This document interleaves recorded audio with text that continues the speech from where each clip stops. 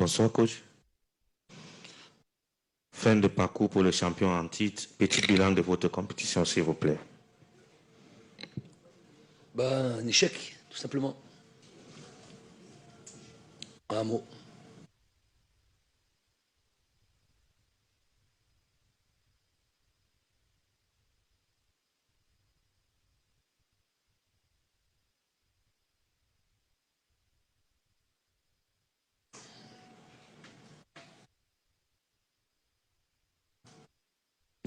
Bonsoir coach, Saïd Felak, journaliste pour Canal Algérie.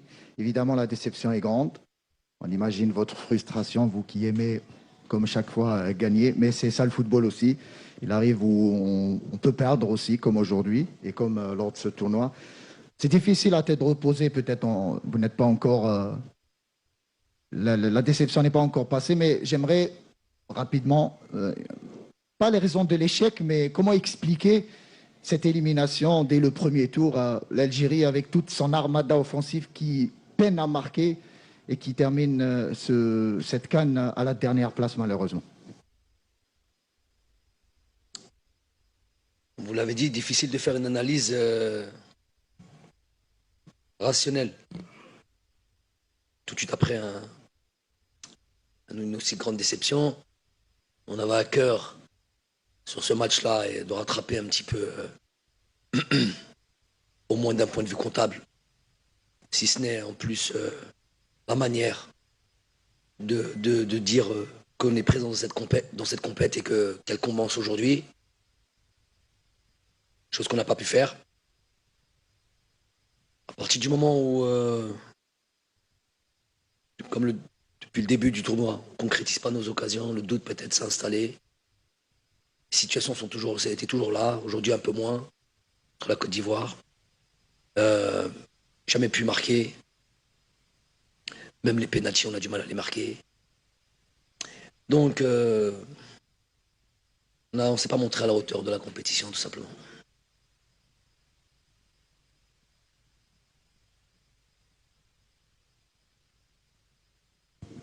Coach, vous parlez justement... Nom et média, s'il vous plaît, monsieur. Jacques-Marcel Itiga, je travaille pour Canal 2 International. Vous parlez de l'irrationnel. Alors, ça veut dire que vous-même, vous peinez à trouver des explications pour cette élimination. Alors, nous, on va aller tout droit. Est-ce que ce n'est pas l'esprit d'Albert Ibossé qui a hanté les Fennecs pendant toute cette CAN? C'est la conférence de presse après match Algérie-Côte d'Ivoire. Juste un petit rappel, s'il vous plaît. Prochaine question. Je ne sais pas qui vous a autorisé à rentrer dans cette pièce, monsieur, mais il a fait une faute professionnelle.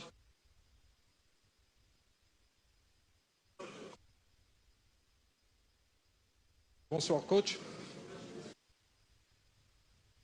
Bonsoir, coach. Bonsoir, coach. Kahoul Chouaib, journaliste Journal Al-Khabar. On ne va pas remettre en cause tout ce que vous avez fait pour l'équipe d'Algérie. Mais je vais terminer la fin. On ne va pas remettre en cause tout ce que vous avez fait pour l'équipe d'Algérie depuis 2018, mais vous n'êtes pas pour autant exempt de tout reproche. Et par rapport à ça, j'aimerais connaître votre sentiment par rapport au rendement de votre capitaine, Riyad Mahrez, qui a bénéficié des vacances exceptionnelles à la veille du tournoi majeur. Vous avez argumenté ça par le fait que vous voulez un joueur en pleine possession de ses moyens. Alors, pendant les trois matchs, il était pratiquement l'ombre de lui-même, sachant que pendant les 3 CAN qu'il a participé, il a toujours marqué, il est répondu présent. Et c'est la seule fois qu'il n'arrive pas à marquer, ni même donner satisfaction. On aurait pu régler ça en famille, mais apparemment vous voulez parler de ça ici. Vous n'avez pas les tenants, les aboutissants. Quand vous dites vous lui avez donné des vacances. C'est faux, vous ne savez pas ce qu'il en est. En temps et en heure, peut-être on en parlera, mais je ne pense pas que ce soit le bon endroit, le bon moment. Sbor Chouia, Khoya, et va pas pointer déjà ton joueur qui vous a fait tant de bonheur, qui vous a donné tant de bonheur, et qu'aujourd'hui, là où ça va mal, commencez à pointer du doigt, ou lui, ou moi. Donc vous auriez voulu quoi? Je mette Riyad Mahrez sur le banc de touche. Ça, par exemple. Changement. Ok, ben j'ai pas changé. J'ai laissé Riyad Mahrez jouer. Le joueur qui vous a donné tant de bonheur, je le répète. J'assume ce choix-là. Quand vous dites parler de vacances, vous êtes au minimum pas bien informé. Au pire, un peu malhonnête. Parce que ça n'a rien à voir. Ouais, à ce point-là, ouais. À ce point-là. Donc on a perdu on s'est pas qualifié parce que Riyad était en vacances. Ça a été incroyable. صلاح فيصل ال24 نيوز. شكرا للمدرب وجمال بالماضي وللمنتخب الوطني الجزائري على كل ما قدمه طيلة السنوات الأخيرة. من الصعب في افريقيا الفوز بكأسين متتاليتين. هذا الشيء شفناه. سنة 90 المنتخب الجزائري كان حاز على الكأس، بسنة 92 خرج من الدور الأول. الأمر معروف في افريقيا واللعنة متواصلة إن صح التعبير. هل نقدر نقول اليوم انه جمال بالماضي طوى صفحه كاس افريقيا وبدا يفكر في اللقاء الفاصل المؤهل لنهائيات كاس العالم؟ شكرا. لا خويا ماهيش نخمم. انا كنت مركز 100% على هذا كاس افريقيا. كان on était les détenteurs de ce titre là. درنا كل التركيز تاعنا وكل عمل في toute la préparation في هذا الكاس. ولكن nous n'avons pas obtenu ce qu'on était venu chercher. فشلنا نجمو نقولوها. On ne faut pas avoir peur de dire le mot. C'est un échec total. ولكن demain يفرى jour. On analysera نخمو مليح على المستقبل تاع الفريق الوطني والأحسن الفريق الوطني. Le plus important c'est pas les personnes. Le plus important c'est l'équipe nationale avant tout et ceux qui seront le plus à même de la représenter et d'aider à faire en sorte qu'elle على كل حال là on parle de تصفية كأس العالم qu'elle se qualifie pour كأس العالم ل 2022. بس عملنا on aura le temps d'analyser ça وكل واحد يدير مسؤوليته. Satish Shaker, Empowers Magazine. First of all, I would like to congratulate you on your unbeaten run of 4 years and everything you have done for African football. But you have lost today. What do you take from this loss that into the World Cup qualification that you can gain from this defeat, but can it be the beginning of a new cycle for Algerian football?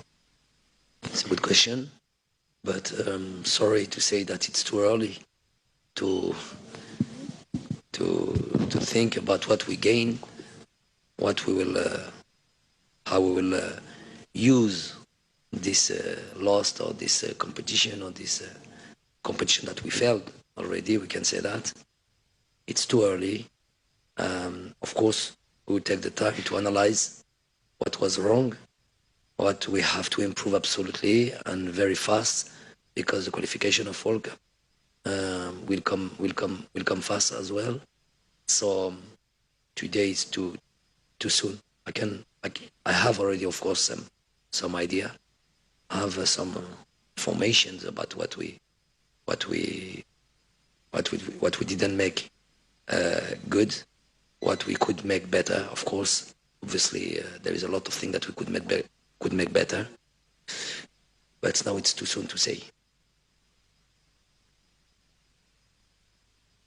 Oui, bonjour Djabel, Hervé Penaud du journal L'Équipe. Bonjour Hervé.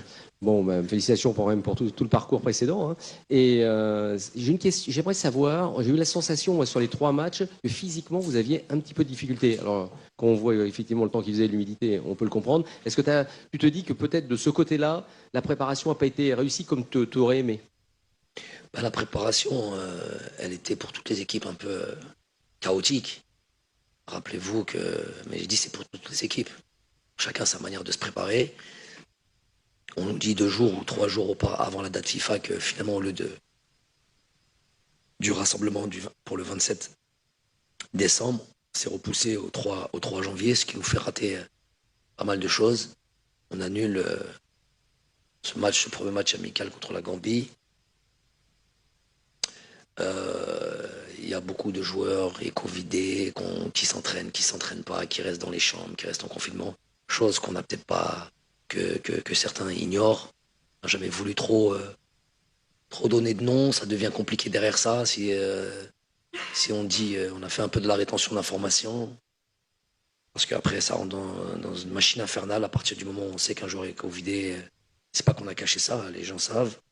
Mais bon, après, ça devient très compliqué, la préparation est très très compliquée, mais bon, on va pas se cacher derrière ça. On a développé beaucoup d'efforts aussi pour essayer de... Vous savez, quand on démarre des matchs, on a des situations qu'on marque, il y a une gestion du match qui se fait automatiquement et qui peut te permettre d'être plus tranquille. Rappelons-nous, en 2019, le fait de gagner ces 2 premiers matchs, on a pu donner 3e match, on a donné carrément une autre équipe. On a changé à part, je crois, Ismaël Benasser. On avait changé à 100% l'équipe. Donc c'était vraiment un truc où c'était bien équilibré. On avait la possibilité vraiment de gérer